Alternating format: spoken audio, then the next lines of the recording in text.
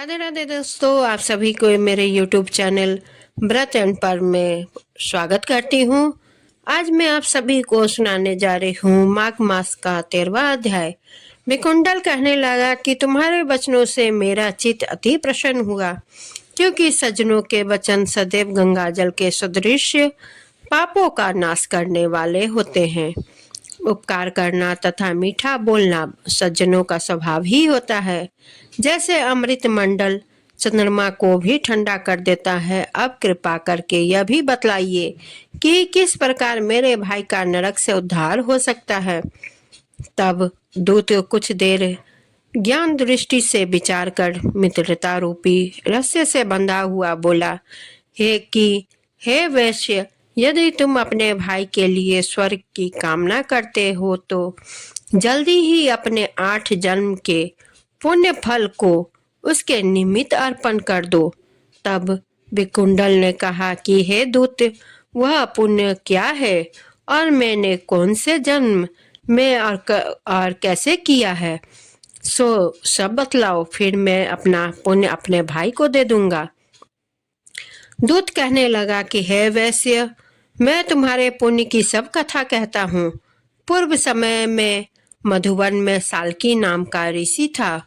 वह बड़ा तपस्वी ब्रह्मा के समान तेज वाला था।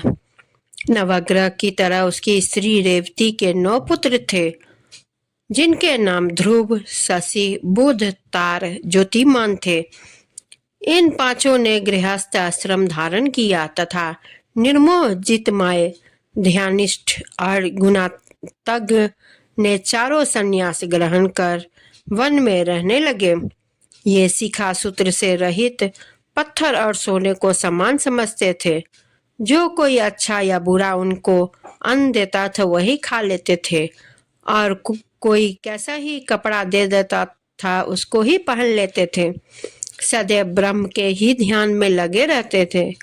इन चारों ने व्रत, शीत, निद्रा और आहार सबको जीत लिया। बस चर अचर को विष्णु रूप समझते हुए मौन धारण करके संसार में विचरित करते थे। ये चारों महात्मा तुम्हारे घर आए। जब तुमने मध्याह्न के समय भूखे प्यासे इनको आंगन में देखा तो तुमने गदगद कंठ से आंखों में आंसू लिए इनको नमस्कार करके उनका बड़ा आदर सत्कार किया।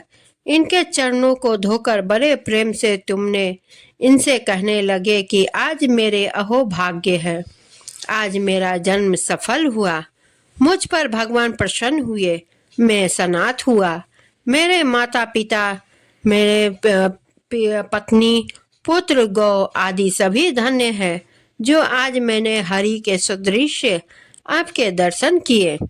सो हे वैश्य, इस प्रकार तुमने श्रद्धा से उनका पूजन किया और चरण धोकर जल को मस्तक से लगाया।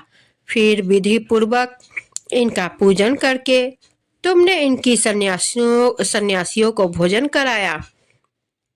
इन सन्यासियों ने भोजन करके रात को तुम्हारे घर में विश्राम किया और ब्रह्मा के ध्यान में लीन हो गए।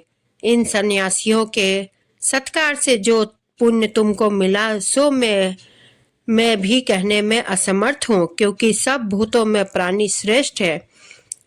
प्राणियों में बुद्धि वालों में मनुष्य, मनुष्यों में ब्राह्मण, विद्वानों में पुण्यात्मा और पुण्यात्माओं में ब्रह्मज्ञानी सर्वश्रेष्ठ है। ऐसे ही संगति से बड़े बड़े पाप नष्ट हो जाते हैं। यह पुण्य तुमने अपने पहले 8वें जन्म में किया था।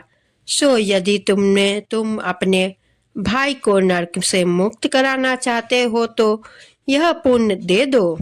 सो दूत के ऐसे वाक्य सुनकर उसने प्रसन्न चित्त से अपना पुण्य अपने भाई कुंडल को दे दिया और वह नरक से मुक्त हो गया और दोनों भाई देवताओं से पूजित किए गए। तब दूत अपने स्थान को चला गया।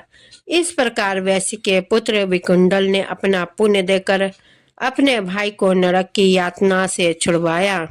सो हे राजन, जो कोई इस इतिहास को पढ़ता है या सुनता है वह 1000 गोदान का फल प्राप्त करता है। दोस्तों, यह 13वां अध्याय यहीं समाप्त होता है।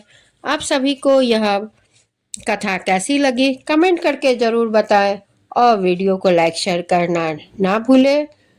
चैनल को सब्सक्राइब जरूर करें और नोटिफिकेशन बेल को क्लिक करें, क्योंकि कोई भी नया वीडियो आप तक पहुंचने उससे उसकी नोटिफिकेशन आपको मिल जाएगी।